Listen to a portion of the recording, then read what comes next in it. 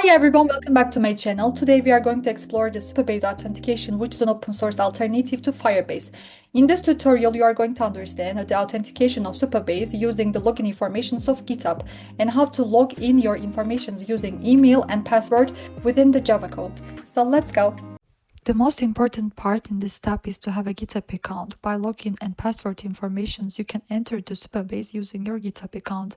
Later on the screen, there will be a button occurring a new project section where you have to write your project name, database password, and the region should be selected correctly. On the project dashboard section, when you scroll down, there will be two necessary informations occurring, which is project URL and the API key. You can copy and paste these informations into your code. Later on, a new user information from the authentication section should be entered, a new email address and user password should be created, and those information should be samely written into your code in order to make the successful connection from your Supabase and IntelliJ. Hey, are you there? Have you completed the necessary steps? Yeah, I'm fine. My project is complete. Have you created the project? Did you give a name to it? I have also added my user. Now I'm enjoying the beach. Yeah, with email and password. Alright, really good. Now pass to the next step. Ciao, ciao. See you in the next step. Alright, really good. Now we have created our project. And the most important part is the authentication by connecting our Supabase into IntelliJ IDEA using our Java code. The necessary information should be taken from the Supabase, which is an API key, and the URL. The URL and API key should be set into the code in order to make the connection successful. So let's pass to the next step. Okay, now I have opened my IntelliJ IDEA and the code is available in my tool. The only difference I'm going to explain you is make sure that the URL is taken by your own Supabase account. The anon key should be also copied from your Supabase.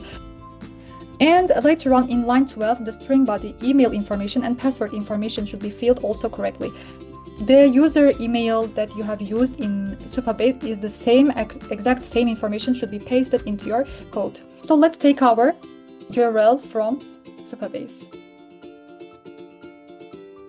The URL part is in project overview. Scroll down and copy the project URL.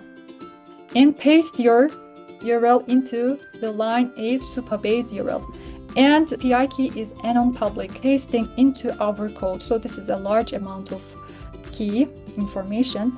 And my user email is an example of user123, so you can give another information which you create a real-time project which was professional, let's say, and my password. Now I'm gonna run my code. The Supabase responds that the access is made successfully. So this means I have successfully connected my Supabase account within my Java code in IntelliJ. But let's say one information is not correct in my URL. When I run my code, there will occur a direct error. Alright, so make sure your URL is stated correctly.